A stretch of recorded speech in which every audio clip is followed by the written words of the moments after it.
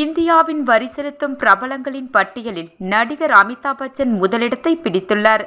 கடந்த 1969ஆம் ஆண்டில் சினிமாவில் நடிக்க தொடங்கிய அமிதாப் பச்சன் 55 ஆண்டுகளாக பல மொழிகளிலும் நடித்து வருகிறார். தற்போது அவருக்கு 82 வயதாகுகிறது.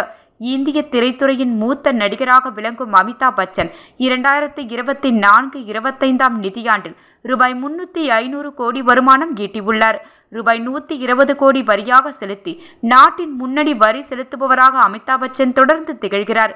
இதன் மூலம் வரி செலுத்தும் பிரபலங்களின் பட்டியலில் முதலிடத்தை பெற்றுள்ளார். கடந்த ஆண்டு ரூபாய் 92 கோடி வரி செலுத்தி ஷாருக்கான் முதலிடத்தில் இருந்தார். கடந்த ஆண்டு 4ஆம் இடத்திலிருந்த அமிதாப் பச்சன் தற்போது ரூபாய் 120 கோடி வரி செலுத்தியதன் மூலம் ஷாருக்கானை விஞ்சி முதலிடத்திற்கு முன்னேறி உள்ளார். சல்மான் கான் ரூபாய் 75 கோடி வரி செலுத்தி உள்ளார்.